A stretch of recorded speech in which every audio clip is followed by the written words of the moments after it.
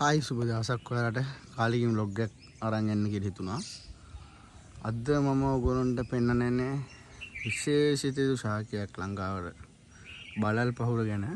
මේ බලල් පහුර ශාකය ගැන ඔයගොල්ලෝ දන්නවත් ඇති නොදන්න කට්ටියත් ඇති.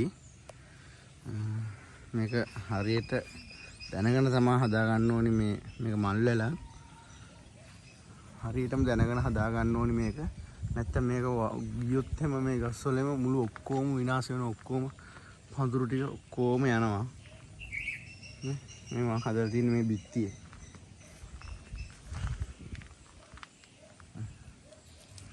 ඉතින් මේ බිත්තිය ඇවිල්ලා දැන් අවුරුදු 3ක් විතර වෙනවා. දැන් ඒක මේ හොඳටම වර්ධනය වෙලා තියෙන්නේ. දැන් මේ කාලේට මල් නැහැ. මොකද වැස්ස වැඩි හින්දා තියෙන මල් හැලෙනවා. ඔන්න බලා ගන්න පුළුවන්.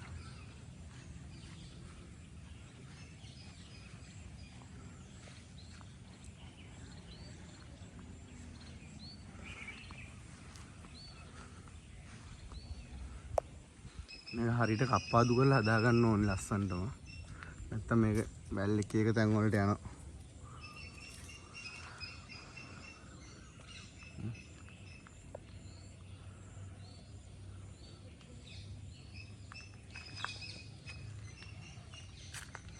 මේකේ මුල ලොකු මුලක් එනවා මේකේ. මේකට ඇත්තටම පොහොර දාන්න ඕනේ, මල් පොහොර දාන්න ඕනේ.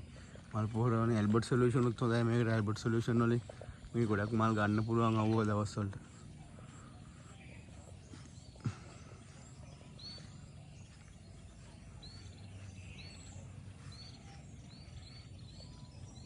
මේ වගේ ඕගොල්ලන්ටත් හදා ගන්න පුළුවන්. හදනවනම් හරියටම හදන්න ඕනේ. මේක අර වෙන මේ ගස් වලට යන්න දෙන්නේ නැති වෙන්න. මේ වගේ මේ ටක් ගාලා මේ වෙන ගහක් දැක්ක ගමන් අල්ල ගන්න. ඒවා ටක් ගාලා අයින් කර ගන්න ඕනේ. අංක මේ කප්පාදු කරලා හදා ගන්න ඕනේ. හදා ගන්න පුළුවන් නම් ඊටාම ලස්සනයි මේක. මේ පෙරදිනේ කැම්පස් එකේ තියෙනවා මේකේ ගස් ගොඩක් වැවිලා. අර කහපාට මල් පේන්නේ මේ එක කාලයකට මේ බලල් පහුර තමයි. මේක පොඩි කටුවක් වගේ තියෙනවා. මේ කටුවක් වගේ තියෙනවා මේකේ. මේ දැල්ල වගේ ඉද්දි එතන කටුවක් වගේ තියෙනවා. මේ හරිම ලස්සන ගහක්.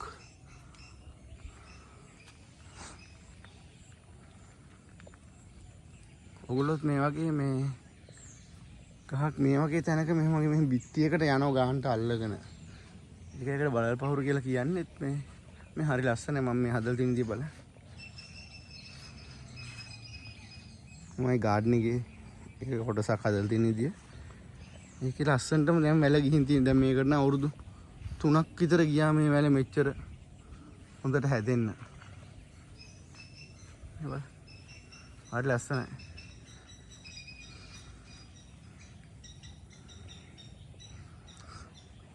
ඔයගොල්ලොත් මේ වගේ මේ හදා ගන්න ලස්සනට වෙලා ආයි දවසක අපි ලොග් එකකින් හම්බෙමු.